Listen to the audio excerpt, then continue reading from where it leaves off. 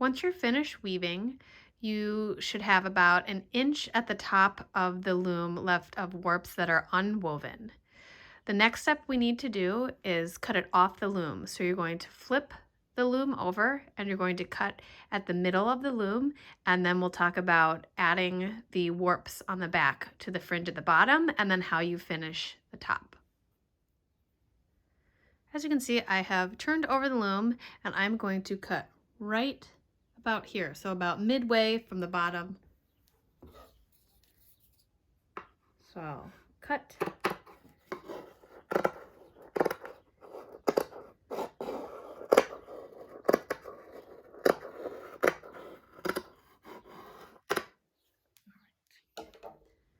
Once you have your warp cut on the back, you'll notice that on this side, this end right here hasn't been woven. You can remove that. Okay, we don't need that piece. And then what you're going to do is take 2 warps at a time, pull them down like this, and then you're just going to do a basic knot, and then it's secure. You want it to be tight to the bottom of your weaving, and what's happening is you're adding it to your fringe. You're going to need to trim it at the end. So let's do that across the bottom, and then we'll worry about how to finish the top.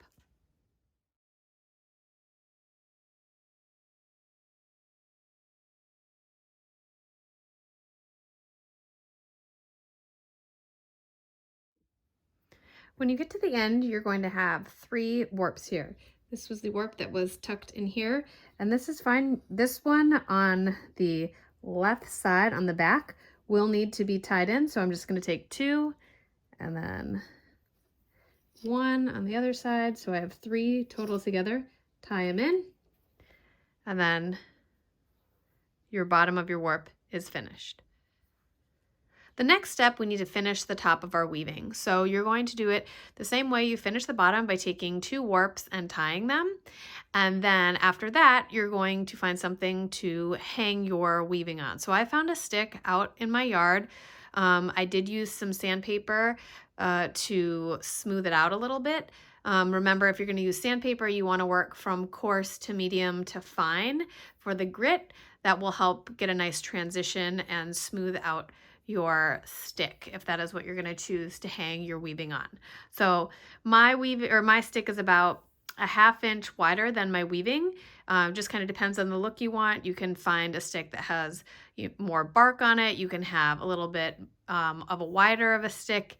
It can also not be as straight as mine, and that's the beauty of having the longer warps. You can have part of them going up a little bit longer to make sure that the weaving's hanging straight if the stick has more of an undulating look. So just have a think about that when you're out looking for something to hang your weaving on.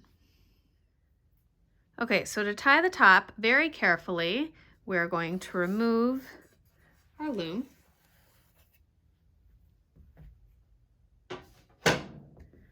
And then I'm going to flip my weaving so the warps are coming towards me. Don't worry about these ends. I'll show you how to deal with them as well. Right, so I have, there we go. And so just like we did the bottom, we're going to take 2 warps and we're going to tie them. And you want to pull it tight so it's secure to the top, but you don't want to pull it so tight that it's smushing your weaving down. So I'm going to do a double knot and then move on and do that across the warps.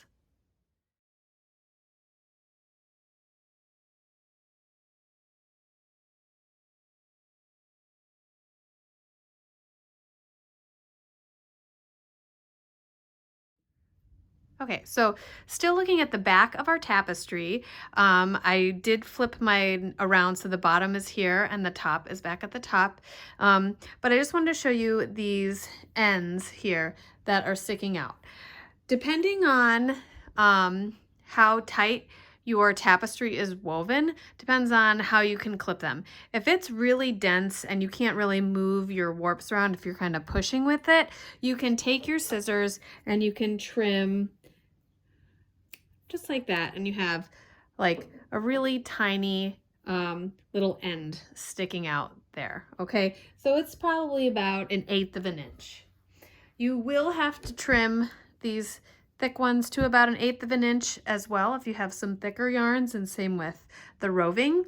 But say you have a section that isn't very dense and you want to make sure that it's secure. You can get a tapestry needle. So it has a pretty blunt end here and then a thick eye for the needle. And what you'll do is you will thread your ends in here. So it would have to be long enough, and I'll zoom in to show you.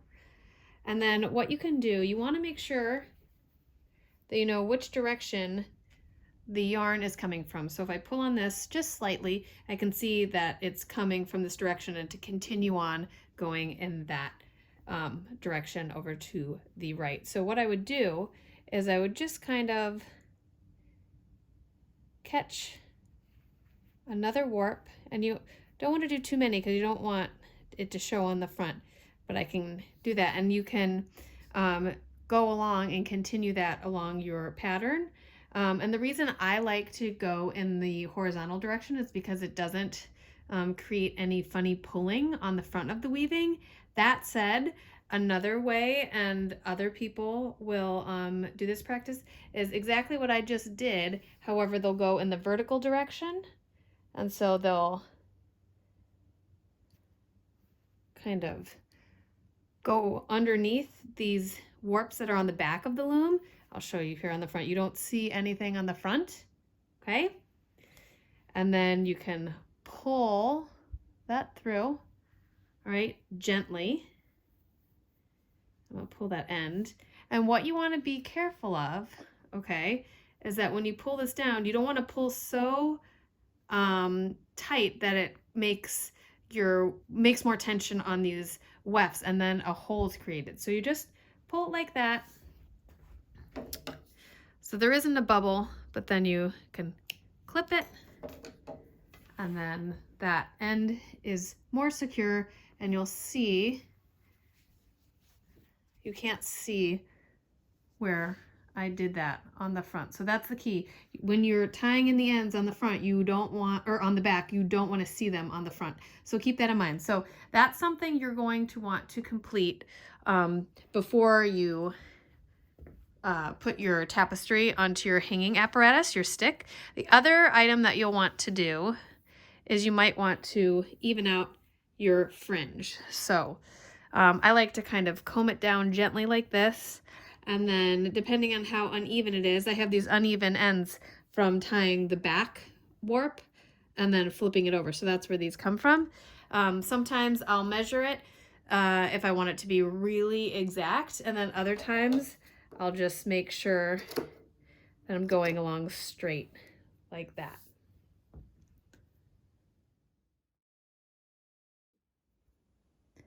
Okay, so after you've tucked in all of the ends, you've evened out the fringe, we're going to attach our weaving to our hanging apparatus. Like I said, I have a stick for mine. We're gonna just do something really basic. I would encourage you, if you want something a little bit fancier, you can look at different braids or different macrame knots, and you can get a little bit more decorative with the top of your tapestry and how it will hang from your stick. So typically I like to kind of figure out how I want my stick to lay. All right. And then what I'll do is I'll take warps, 2 warps. In this case, I have 3 on this end, but I'll take this bundle of knots, that far end bundle of knots, and then one in the center to kind of try to figure out how to make sure that my tapestry is going to hang straight. And what I mean by that is my stick isn't perfectly straight, so I'm going to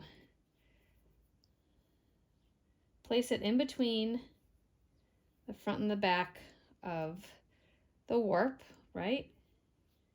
So I'm going to tie it. You can tie it so it's tight. I tend to like to have a little bit of length there, and then I'll just tie. And I try not to make it too tight because I might need to adjust that knot, but look at that. shift this over slightly, and then I'll come over to the other end and again sandwich it in between the bundle of warps that I have here that I tied a knot previously to secure my warp. So I'll tie this, and I'm trying to make sure that this length and this length are going to allow the tapestry to hang straight. So again, that's where if you have a stick that's kind of really curvy, you can use this length and tie it so that it has more warp here that has more length like this, and then it could hang straight, but you'd have an undulating stick. So I hope that's clear. And then I'm going to go here in the center and again sandwich my stick in between. And again, I'm using one bundle of warps that I tied previously, and I kind of pull up to make sure that I'm getting the proper length here as well. And again, I'm not pulling it so tight from my knots because I want to be able to check it. And so what I would do now is I would pull on that to make sure that it's going to hang straight. You might even take it over to the wall that you're going to hang it on and make sure that it is hanging straight.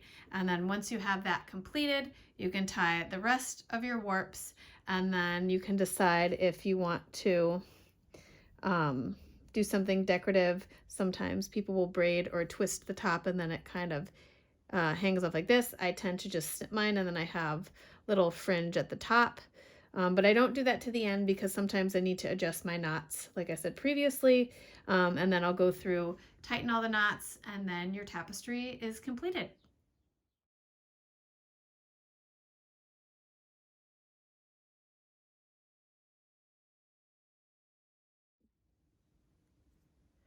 Okay, now I have my stick secured.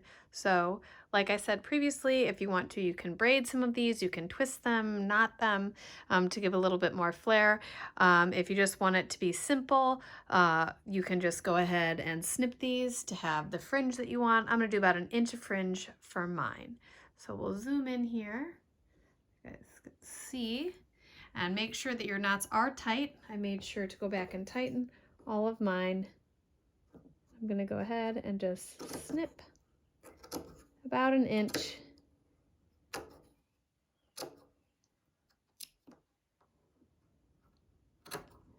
can always trim off more later, but you can't add back. So keep that in mind.